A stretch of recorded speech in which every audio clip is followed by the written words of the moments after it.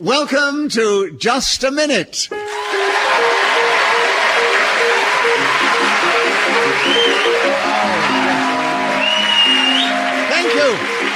you. Hello, my name is Nicholas Parsons, and as the minute waltz fades away once more, it is my huge pleasure to welcome my many listeners in this country and, of course, abroad, but also to welcome to the show 4 distinctive players of the game. And seated on my right, we have that exuberant, exciting, and very popular comedian, Paul Merton. And sitting beside him, we have a comedy performer of great talent, that is Gyles Brandreth. And seated on my left, we have the exuberant, extravagant comedian, Graham Norton. And seated beside him, we have that delightful presenter, comedian, Perkins. Please welcome all 4 of them. Beside me sits Janet Staplehurst. She will help me keep the score. She'll blow a whistle when the 60 seconds have elapsed. And this particular edition of Just a Minute is coming from the delightful Mermaid Theatre near the centre of London. And we have a packed audience here, just eager for us to get started. So let's begin with Paul Merton. Paul, the subject I've got in front of me is losing your rag. Tell us something about that subject in this game, starting now. Well, I'm surprised to hear you use that tone of voice to me, Nicholas, after your behaviour last night at my luxury bedroom apartment in the heart of Soho. That glass coffee table needs some washing. Graham, you've challenged. I thought there was hesitation before we got to the one bedroom. He was so overcome at the thought of what he was trying to say, which I think was... Passion. I thought it was fiction, actually, but anyway. So, Graham, yes, I agree with your challenge. So you get a point for that, you take over the subject, and you have 52 seconds available, starting now. Dear listeners, don't lose your rag. Throw it away. It's a rag. Why do you have it? Oh, Sue challenged. My mistake, I withdraw the challenge. You can't do that, my darling. Well, I can explain why I did it and show my workings, but it isn't funny. And eventually, ultimately, it will get edited out. I became overexcited, Nicholas, surely. Surely you can remember what that's like. Youthful exuberance. Every time I look at you, Sue. Every time? Surely not. When you interrupt someone, that person, if it's a wrong challenge, gets the point. So... Woo! Graham, it wasn't as exciting as all that. The rate I score points in this game, it really was. Another point to Graham Norton, and he keeps the subject, and there are 46 seconds available. Losing your rag, starting now. Losing your rag is an expression meaning that someone has lost their temper. Now, my rag goes very misplaced when I'm driving. I become a different person, ladies and gentlemen. I become a sort of beast behind the wheel. Paul challenged. Repetition of I become. I become. I become a different person, yes. I become a different... Right. Paul, you have the subject, you have a point, of course, as well, and you have 31 seconds. Tell us something about losing your rag, starting now. There's a character in the Charlie Brown Peanut strip cartoons called Pigpen who has a piece of blanket which he's particularly fond of. And whenever he gets disappeared from the vicinity... Gyles challenged. Hesitation and deviation from the correct usage. When he gets disappeared from the vicinity by alien spacecraft... But you did hesitate, so Gyles, we give it to you. And there are 20 seconds still to go, starting now. As a small child, I had a problem. Paul challenged. Well, excuse me, I could have made a ham sandwich in that hesitation there. My God. Bit of bread, bit of ham, cut the fat off, bit of mustard. How long was that? You're impossible. Is one not allowed to breathe these days? You've got to speak when you're doing it. I don't think it was long enough to be a hesitation, no. He was teetering on hesitation. Was he? Yes, but... Well, in mitigation, I show you a ham sandwich. I think we should give Paul a bonus point because we enjoyed his interruption. But... Gyles, you were interrupted, so you get a point for that. And you keep the subject of losing my rag. 19 seconds, starting now. Andy Bandy and Teddy I never liked because of their relationship with Looby Loo, but Rag, Tag and Bobtail were favourites of mine, and I had a soft toy version of Rag, and I cuddled him in my bed beneath the duvet, though having a duvet at that time was... Oh, blast! Oh, blast! So you thought you were going to be challenged for deviation because you didn't have a duvet at that time? No, you're right, but I had a double duvet. It was double layered. That was the problem. My parenting was too good. I don't think that's going to be Paul's challenge, is it? It was repetition of duvet. Absolutely, yes. Oh, no, since then. Well, I said it twice because it's a French word. I wasn't sure you were familiar with it.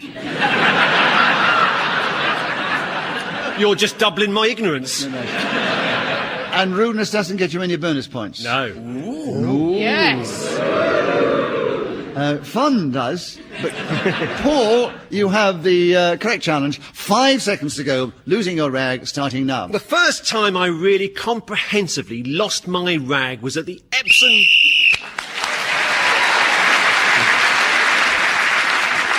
So at the end of the first round, a lot of points were scored, and Paul Merton got most of them. And getting an extra one, of course, because whoever is speaking as the whistle goes gains a bonus point, and it's Paul Merton, so he's in the lead. Right, Sue Perkins, will you begin the next round? And something that regularly happens in the show, waffling. Will you tell us something about waffling in this game, starting now? Waffling is the art of talking about something on which you have no knowledge whatsoever, not to be confused with potato waffling. Similar thing, you have to complete the task, though, with a King Edward stapled to your hard palate. Very difficult. If you're at a party and someone says football, it's useful to know the simple terms such as sweeper system, back four, and God, that ref's dodgy, and you can pass through seamlessly and no one will be any the wiser. It's easy to pull off these things in a social situation. Simply open your mouth and shut it. Sometimes I do it for money, but never get any points. No, not on this watch. Keep going, I say, and eventually someone will pierce the flannel. That's a particular term which denotes a huge pause coming. You can see it like a hole that approaches massively, but you slowly trundle towards it. You see the light and you move endlessly. But no, it doesn't come, and the words form as the trap opens and then closes again. The face becomes red, the veins on the neck gorge, the heat swelling. You can't believe it. It's like a strange visit from an apostle. I'm a Catholic, you know.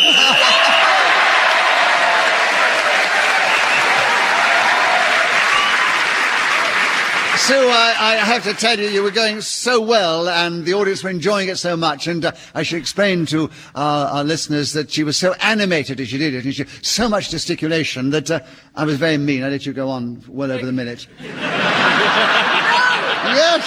No!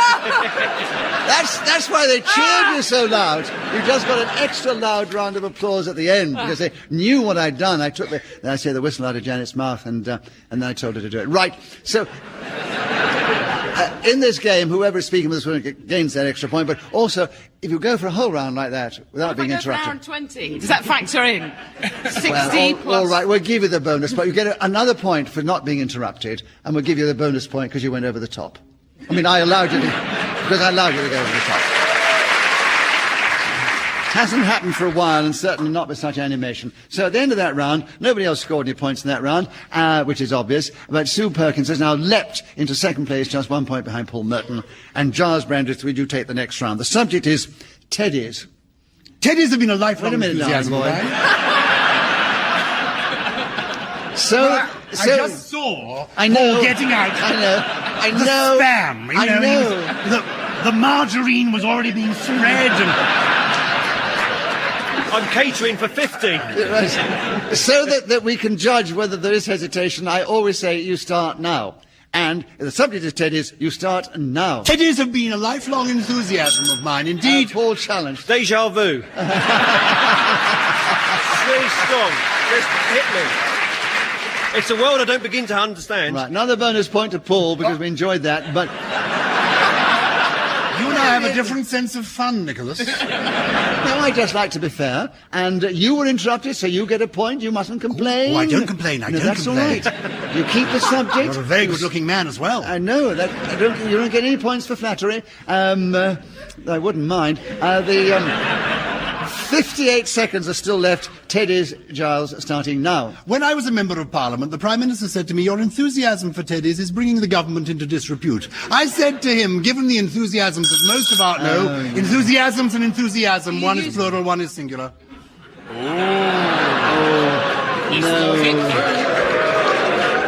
But you did say lifelong enthusiasm the first time you started. That's right. Sue, you had a correct challenge. You have 50 seconds. Teddies starting now. I sometimes wonder whether it was Gyles Brandreth's fondness for Teddies that finally removed him from the Houses of Parliament. Much as it's fun to see him dressed in nightwear, the odd camisole draped neatly over his broad man shoulders. Paul challenge. Was it not the electorate that got rid of you? Chester. It's nothing to do with teddy bears, is it? This is now getting personal. But Paul is right. I was a member of Parliament until the people spoke. And you actually lost to a teddy bear, is that right? And Bagpuss came third. Remember? If Bagpuss had been standing, I would have voted for him. I agree with your challenge, Paul. So you have another point. You have 38 seconds. You have Teddies starting now. Well, teddy bears are one of those things that were first popularised by Teddy Roosevelt. I suppose he was the American... Graham challenged. Repetition of Teddy. Because it's Teddies is the Yes, the but he subject. said Teddies first, didn't he? No, he said Teddy Bear and then Teddy Oh, Roosevelt. you're Teddy and Teddy wrote. Yes. Well listened. He did say that. So, Annoying, I know. but it's within the rules, and you're all so sharp and on the ball that you have to come in with the sharp ones. Right, 33 seconds still available with you, Graham, on Teddies starting now. It is a little-known fact that teddies were invented by parents who didn't like their children. Let's give them a teddy, and they'll believe it's a cuddly, lovely creature. Then take them to the woods and let them loose. Don't pack sandwiches. Gyles is challenged. This is deviation of a very dangerous kind. People looked at his programme exactly. for parenting skills. You're right. I mean, Radio 4 is now attracting younger listeners, the family audience. This is not... No, this is going to... Children should know teddies are Yes. not playthings. They can kill. But isn't there that lovely children's song, Let's Go Down in the Woods Today? And get eaten. Teddies aren't packing sandwiches. They're waiting for children to come. Yes, that's right. And, no, lovely try, Gyles, but I can't give it to you, and that's 20 seconds. 20 seconds, yes, that's right. Available for you still, Graham, on Teddies starting now. Teddies are also very short little baby doll nighties, I think. Or maybe it's a camisole, or could be a combination. Gyles challenge. I feel we've heard camisole before. Not from my mouth. No, you haven't. It's been a while. No, it was I'd like to hear it again.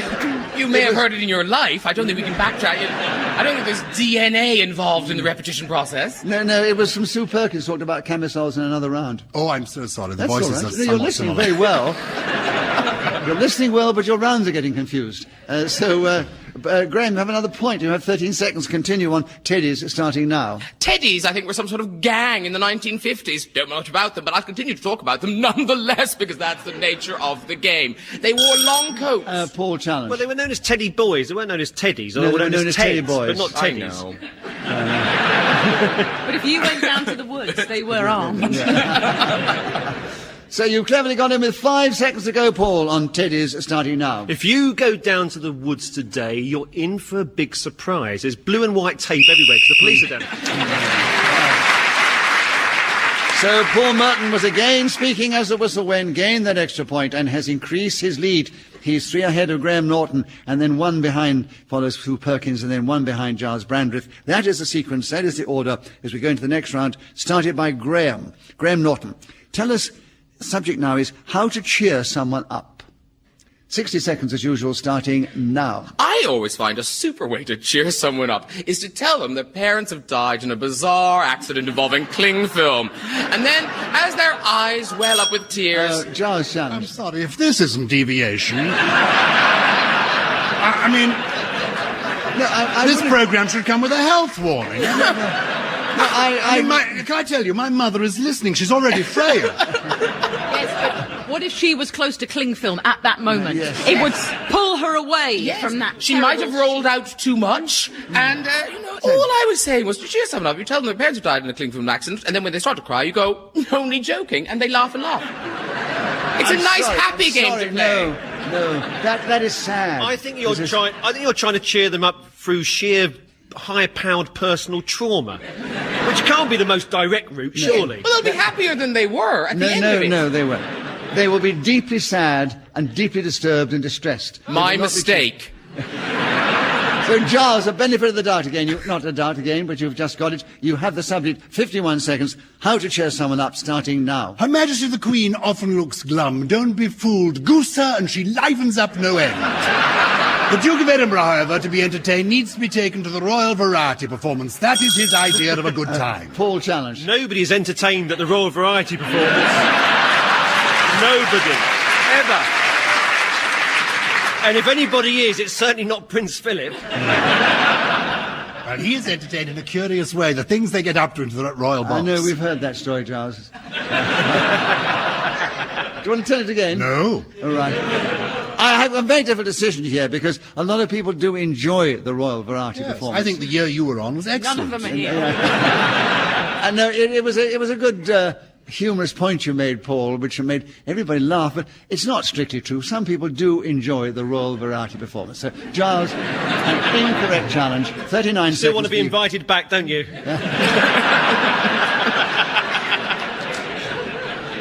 I don't think they'll be listening. Sir Nicholas. I can taste it. Giles, it's your subject still. How to cheer someone up. 39 seconds starting now. What Prince Philip enjoys is reading the autocue before the performance Paul on challenge. stage. Repetition of Prince Philip. No, Duke of Edinburgh last time. No, Prince Philip. No, Duke of Edinburgh last time. Prince Philip. It was Duke of Edinburgh. Was it? Yeah. I thought it was Prince Philip, that's why I... No, he said Prince Philip in between, but he wasn't playing the game. He was just delighting us. OK, fair enough.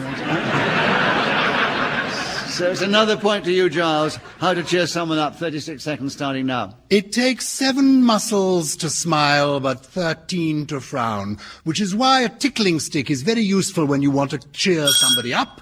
Sue challenged. Like hesitation. No, not at all. Ooh, I didn't see him. I didn't hear him. very strict, Nicholas, but I like it.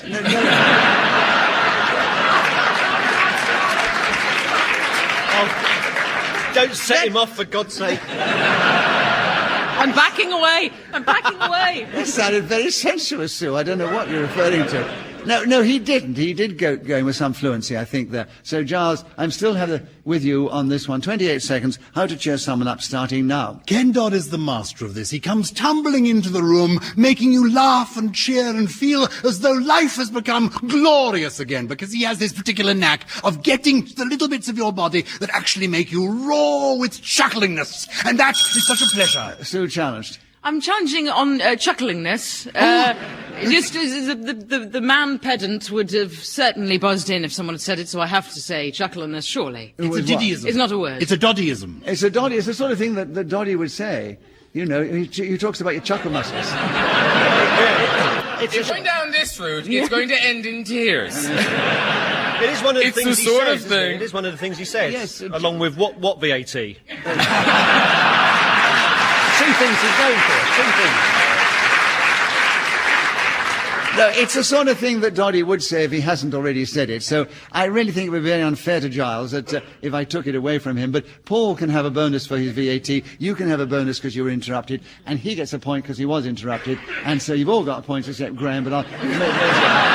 13 seconds. How to cheer someone up, Giles, starting now. Laugh and the world laughs with you. Snore and you sleep alone. Therefore, it is very important to stay Paul white. chance. A bit of hesitation There there. was I think. hesitation. There I was, agree with that, yes. you, Paul. And you had the subject again, and you got him with 8 seconds to go. How to cheer someone up, starting now. If you want to cheer somebody up, you must take them to the Royal Variety performance. Graham challenge. I'm an idiot. I obviously Yes. I'd heard Broad Variety performance, a bit like Camisole. That's right, yes. But You'd heard it, yes, but not in one of the Paul rounds. didn't actually say it. He didn't actually say it. So he was interrupted again. It was incorrect challenge, and he's got another 4 seconds to go on how to cheer someone up, starting now. Prince Philip and the Queen are known for leading the cheering at the end as the grateful public... So Paul, with points in the round, including again one for speaking as a whistle went, has moved forward, increased his lead. He's now ahead of Gyles Brandreth, who with some perspicacity in that last round has leapt into second place. Then Graham Norton is in third place, equal with Sue Perkins. And Paul Merton, your turn to begin. The subject, Handymen. Tell us something about handymen in this game, starting now. Well, I'm not somebody who's particularly skilled at DIY. Do-it-yourself seems to be an odd way of going about things. Get somebody else in, a handyman. It's an old joke I remember from school. The bloke goes to the... Oh.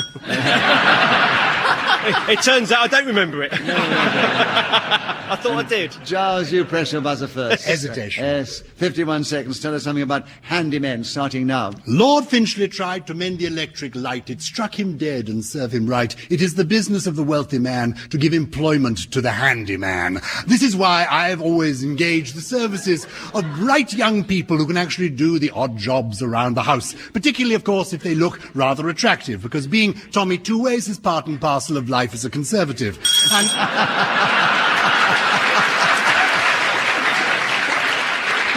It's Tommy Two-Ways. I think you've blown your chances of No. Can I tell you, this kind of deviation is part of being the new inclusive party. We're encouraging it. No, I think you've blown your chances of being adopted for any constituency after that last remark. Gyles, your Yes, mother is listening. You know this already. With some She's cling- probably reaching for the cling film. Graham, you challenged, though. What was your challenge? Deviation, the worst kind. Highest order. Appalling. Deviation. That you think that that isn't the way that the Conservative Party selects their... So I don't think the way Gyles should chat to his mother. Now, listen, I've given Gyles quite a few benefits of the doubt. I give you the benefit of the doubt on this occasion. Okay. And you have the subject. 29 seconds, handymen starting now. Because Gyles's mother is listening, I think it's probably inappropriate that I talk about handymen for 29 seconds.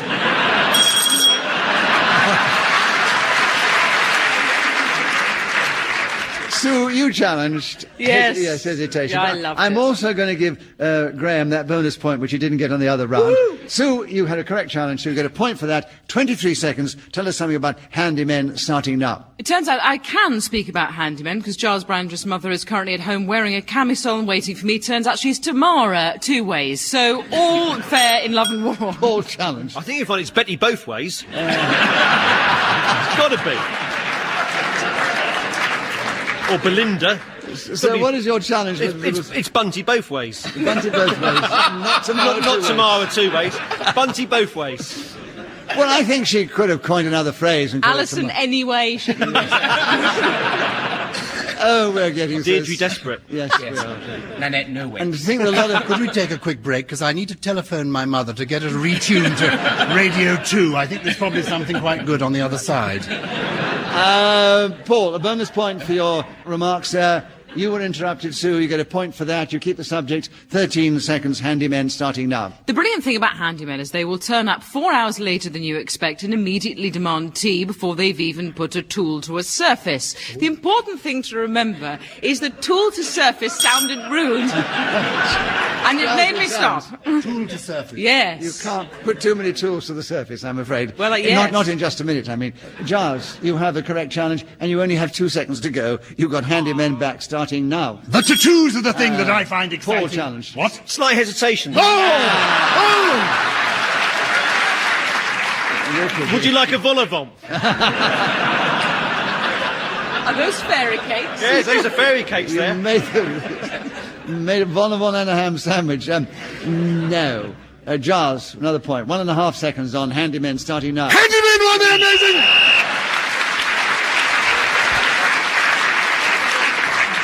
So Giles, with more points, including one for speaking as the whistle went, has moved forward. He's still in second place, but now only one behind our leader, Paul Merton, but closely followed in third place, Sue Perkins, Graham Norton, still pegging it out together now. But I emphasise that rather deliberately because we're moving into the final round. So, Giles, Mr. Conservative Two-Ways, it's your turn to begin, and the subject is whispering. And you send out some whispers tonight, I can say that. And you start now. Language is power. It's what defines us, differentiates us from the animals and those whose hands do trail upon the ground. Sue challenged. Repetition of us. Yes, that's right, you did say us twice. And also freaking us out. Yeah. 53 seconds are available for you, Sue, to tell us something about whispering starting now. Whispering is so popular, they even have a whispering gallery where you can see pictures that symbolise what it's like to speak quietly. Alternatively, you can turn your radio on and listen to Gyles Brandreth with... A Giles challenge. Repetition of listen.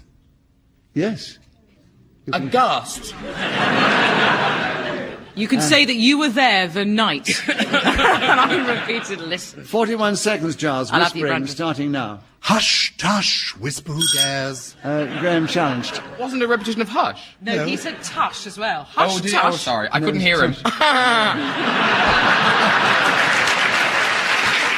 Right, so Graham, unfortunately, an incorrect challenge. Another point to Gyles, a bonus point to Graham. 38 seconds for Whispering with you, Gyles, starting now. Bing bong, nobody cares, Christopher Robin has fallen downstairs. As the philosopher said, no matter how eloquently a dog may bark, he cannot tell you that his parents were poor but honest. Words do that, and words whispered have a kind of magic and Yes, Paul authority to them. challenged. Repetition of words. Words say that, and words say that, yes. So Paul's got in on Whispering with 23 seconds to go, starting now. My tactic for winning just a minute is to simply whisper at a volume where nobody else can hear me, because although no one...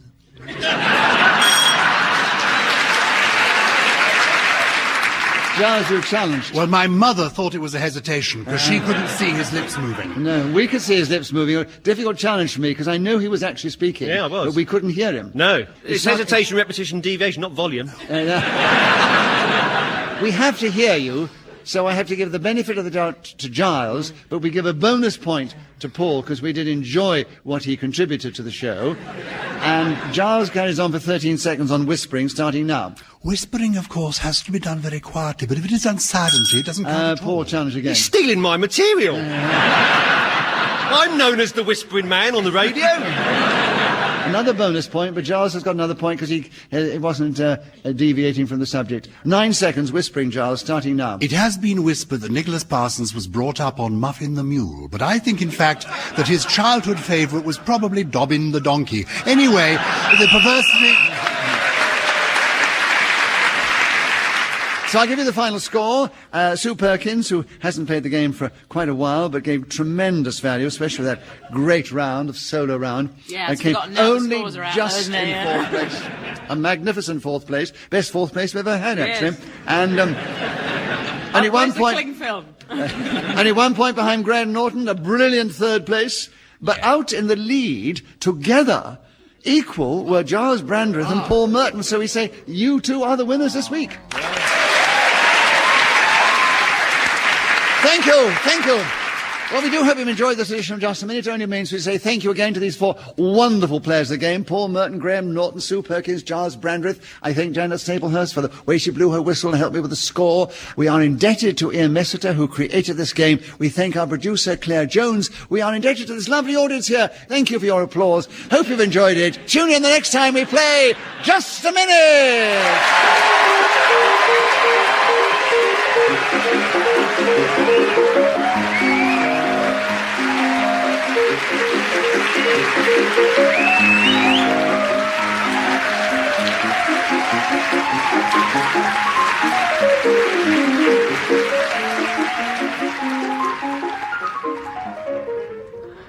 Next week, Nicholas Parsons will be joined by Paul Merton, Clement Freud, Tim Rice and Stephen Fry.